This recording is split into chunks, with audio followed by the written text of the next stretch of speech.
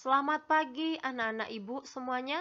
Hari ini kita belajar tematik muatan ilmu pengetahuan sosial. Tema 2, persatuan dalam perbedaan.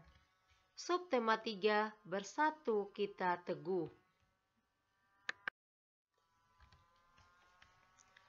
Manfaat kemerdekaan untuk kesejahteraan rakyat.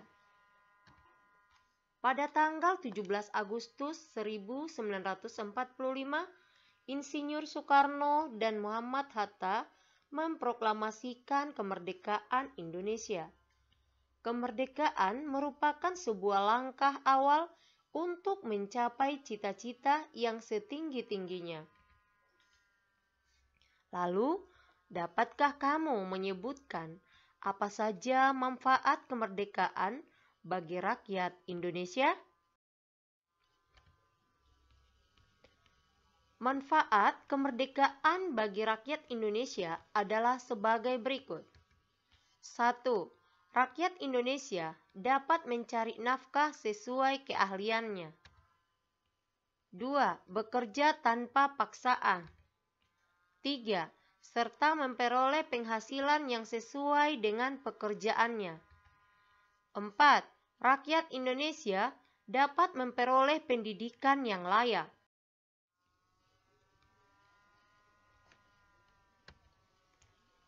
Perekonomian di awal kemerdekaan Indonesia.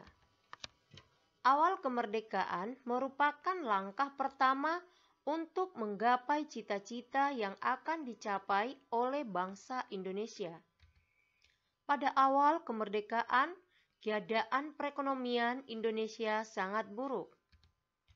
Hal tersebut dikarenakan tingginya tingkat inflasi dari mata uang Jepang. Hal tersebut disebabkan saat penjajahan Jepang, banyak petani yang menyimpan mata uang Jepang.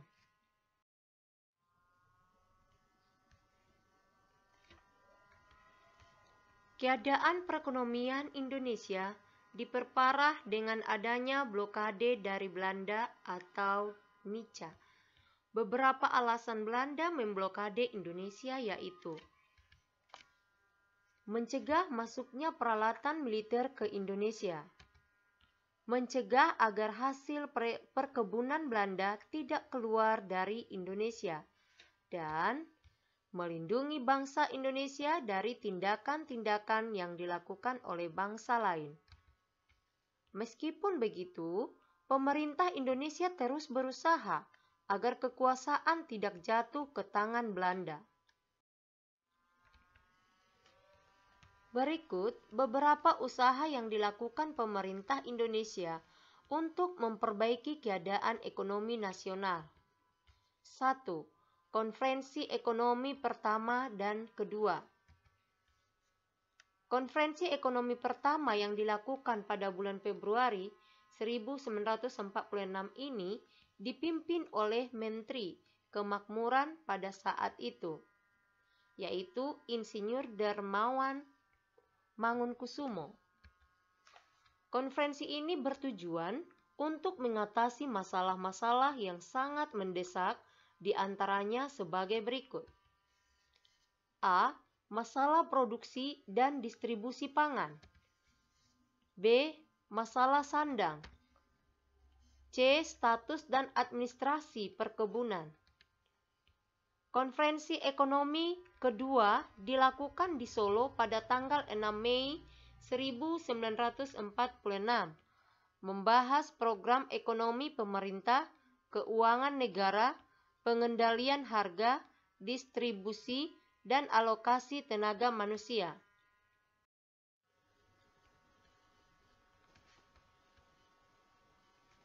Dua, pinjaman nasional.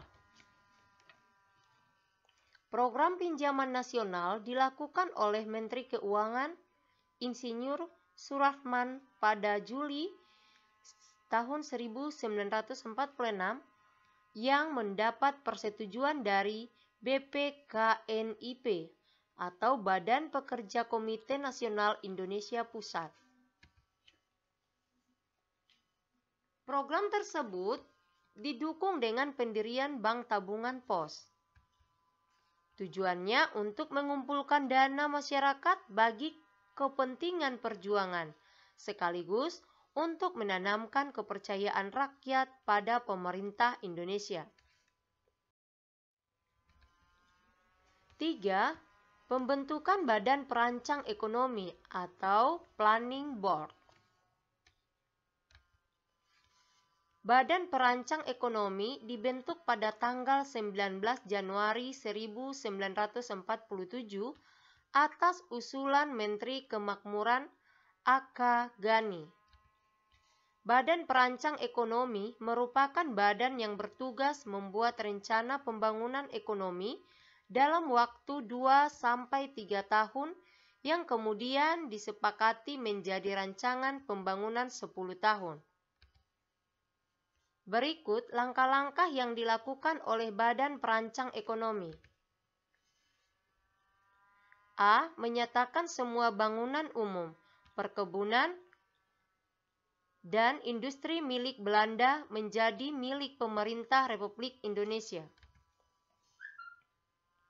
B. Bangunan umum milik asing akan dinasionalisasikan dengan pembayaran ganti rugi.